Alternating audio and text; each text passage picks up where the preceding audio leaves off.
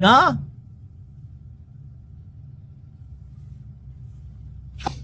सच्ची है का भाऊ। भाऊ ऐसे मजाक नहीं करने का हमको डर लगता है। আমার কাছে মনে হয়েছে যে ঘটনাটা পলিটিক্যাল বক্তব্যের বাহিরে কিছুই না।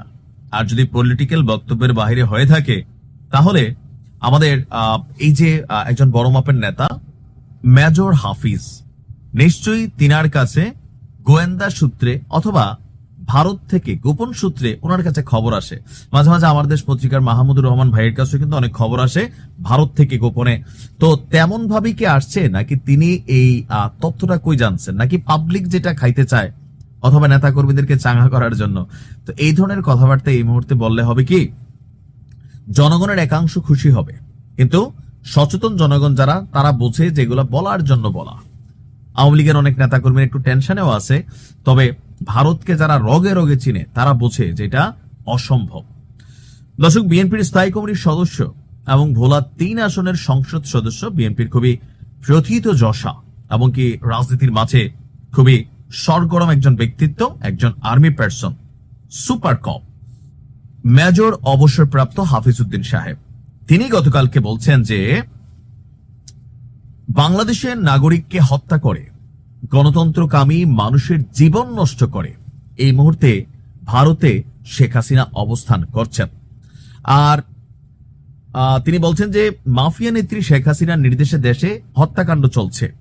বাংলাদেশ এবং বাইরের পৃথিবীতে নিষ্ঠুরতম স্বৈর শাসক হিসাবে পরিচিতি লাভ করেছেন তিনি। আশা করি শেখ হাসিনাকে ভারত অবিলম্বে ফেরত পাঠাবে, এটা আশা। হেডিং ছিল বাংলাদেশকে অবিলম্বে ফেরত পাঠাবে ভারত, গণমাধ্যম কালের কণ্ঠের নিউজ। আমিও ঢুকছিলাম, ঢুকার পরে দেখছি ভাই আশা করছেন, আশার তো শেষ নাই। ভারত বিএনপির সাথে একটা সুসম্পর্ক চায়, এটা বাস্তব, কারণ আওয়ামী লীগ তো এখন ক্ষমতায় আসবে না, আসবে বিএনপি অথবা জামায়াত।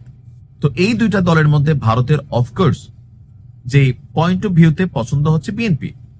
এখন জনাব তারেক রহমান বাংলাদেশে আসার পরে এই ধরনের কোনো বক্তব্য দেন নাই, বাট বিএনপির বিভিন্ন নেতাকর্মীরা এই ধরনের বক্তব্য দিচ্ছেন। এটা হচ্ছে পার্ট অফ পলিটিক্স, এমনকি দলীয় নেতাকর্মীদের চাঙ্গা করা, গণমাধ্যমের ফোকাস করা। এছাড়া আমার কাছে মনে হয় না যে তিনি আশা করছেন। সো আশা করা এক জিনিস, বাস্তবতা আরেক জিনিস।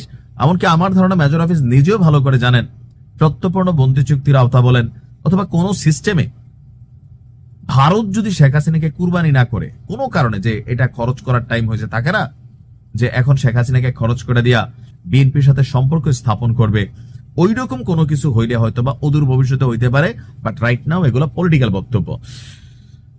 তিনি বলছেন যে আমরা আশা করব ভারত সরকার শেখ হাসিনা সহ যারা ভারতে পলাতক আছে তাদেরকে গ্রেপ্তার করে বাংলাদেশে ফেরত পাঠাবে। শহীদ উসমান হাদির কথা আপনারা সবাই জানেন, তাকে মর্মান্তিকভাবে সীমান্তের ওপার থেকে এসে ভারতের অর্থ সাহায্য সহযোগিতা প্ল্যানিং এর মাধ্যমে তাকে শেষ করা হয়েছে।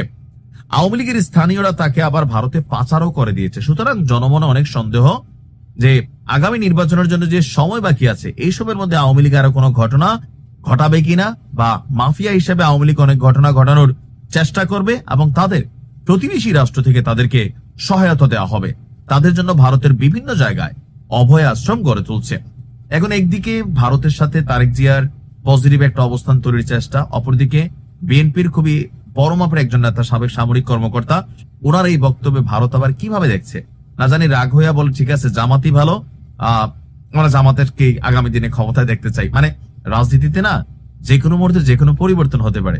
তবে এই টোটাল বক্তব্যটা আমার কাছে মনে হচ্ছে পলিটিক্যাল পয়েন্ট অফ ভিউতে কর্মীদেরকে চাঙ্গা রাখা। আর মনোনয়ন তিনি পেয়েছেন, এরপরে আসার পরে একটু ক্যামেরার সামনে বসছেন, একটু কথাবার্তা বলতে হবে।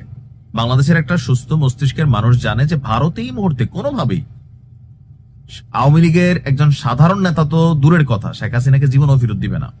আর দুই একটা দিতে পারে বিএনপি সরকারে গেলে, যে বিএনপির কিছু ডিমান্ডেবল ক্যারেক্টার হয়তো থাকতে পারে, বা তাদের বিচার পরিচালনা হচ্ছে বা চালানো হচ্ছে, সেই জায়গা থেকে অনেকে হয়তো গুটি কয়েক যারা আওয়ামী লীগের নন মেজর ক্যারেক্টার তাদেরকে হয়তো দেশে আনা হবে, বিচার করা হবে।